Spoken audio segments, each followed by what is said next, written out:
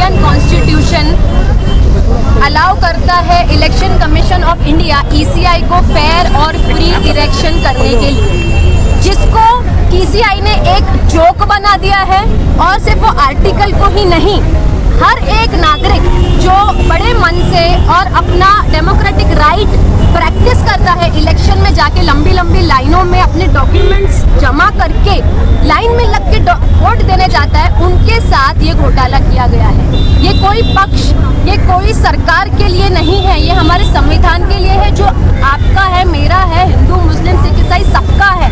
Voting अधिकार ही तो सिर्फ एक बच गया है जो हमारा खुद का है। अदरवाइज हमको पता है कि हमारा देश किस दिशा में जा रहा है और कहाँ पे जा रहा है।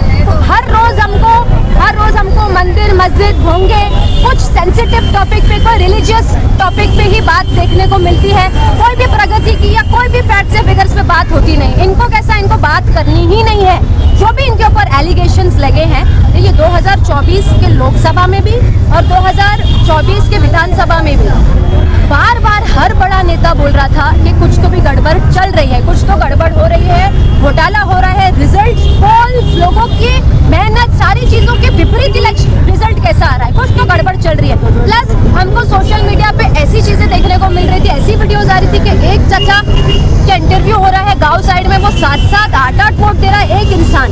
और हम जैसे हम लोग लोकल लोग यहाँ पर जब इलेक्शन हो रहा था तो हम लोग सुपरविजन करने के लिए जाते थे, हमारे पास लोग आते थे, बड़े अच्छे responsible citizen, teachers, principles, businessman लोगों के साथ भी ये हुआ है कि वो जीवित जिंदा सामने खड़े हैं और उनका वोटर ID पे, उनके URB पे किसी और का फोटो और किसी और का नाम है। तो इलेक्शन कमीशन का ये सब ड्यूटी है ना सारी चीजें करने का। अब अबव दैट जब उनको ये सारे सवाल किए गए तो उन्होंने अपनी वेबसाइट पर से डिजिटली जो लिस्ट लगाई थी उसको हटा करके स्कैन कॉपी डाली। अब बहुत सारे लोग बोलेंगे अरे डाला तो है, अरे मगर दिमाग यूज कीजिए कि स्कैन कॉपी में करोड़ों में अगर किसी को मुझे ढूंढना है तो वो मुश्किल होता है, वेरएस डिजिटली रहे तो it's easy to find out लोगों को अगर ढूंढना है तो। अब उस पे एलिगेशंस पे ECI ये बोलता है कि all these allegations are misleading. इतने बड़े मुद्दे पे, इतने बड़े एलिगेशन पे, भारत की सबसे इंडिपेंडेंट इंस्टीट्यूट पे इतनी बड़ी बात की जा रही है और उनको अकाउंटेबिलिटी ही नहीं लेनी, उनको बात ही नहीं करना है इस चीज पे। They don't want to talk. अरे आपको जवाब राहुल गांधी जी को नहीं देना है, आपको जवाब हमको देना है, देश की जनता को देना है, देश के युवा को देना है। क्या सिखाएंगे हम अपने आने वाले युवा को? ये तो वही बात हो गई। एक्स चीफ मिनिस्टर जो थे हमारे, जो अब डेप्यूटी चीफ मिनिस्टर है, उनको पूछा गया एक डिबेट में कि आपको नहीं ऐसा लगता कि लोगों के वोटिंग के अधिकार के साथ छेड़छाड़ हो रही है और लोगों का वोटिंग का अधिकार के साथ मिसयूज हो रहा है, क्योंकि मैं चुन किसी और को रही हूँ, फिर वो जीत के आता है और चुनता किसी और को है। ये तो हो ही रहा था हमारे देश में अभी पिछले 2.5 साल में कि हम किसी को चुन रहे, वो जीत के किसी और को चुन रहा है। अब ये भी होने लगा कि हम चुन भी रहे जिसको, उसको वोट जा भी रहा है कि नहीं, हमारे वोट का एग्जिस्टेंस है या नहीं है। हम जीवित ही नहीं है गवर्नमेंट की यादियों में, जीवित लोग, और जो जीवित नहीं है उनके नाम है।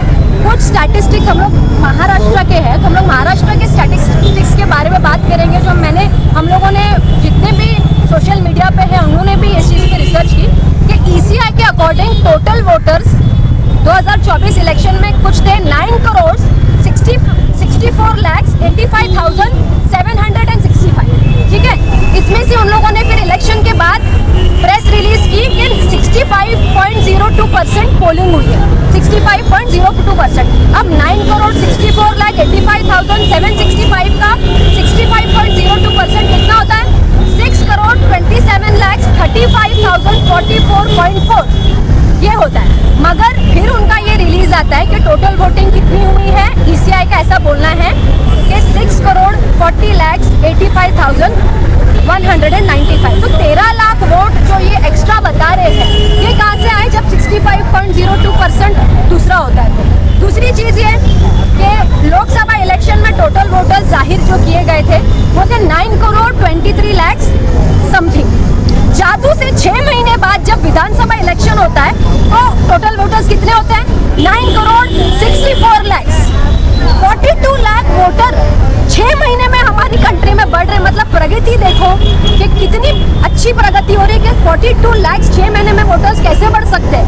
नेक्स्ट इम्पॉसिबल है, क्योंकि जो एग्जिस्टिंग वोटर है उनके नाम काट दिए जा रहे हैं। तो ये पूरी इलेक्शन कमीशन को इसके ऊपर जवाब देना पड़ेगा। ये जो चीटिंग से गद्दी पे बैठे हैं, वोट चोरी किया हुआ है भारत देश के लोगों का, उनको जवाब देना पड़ेगा। कब तक ये चुप रहेंगे? कब तक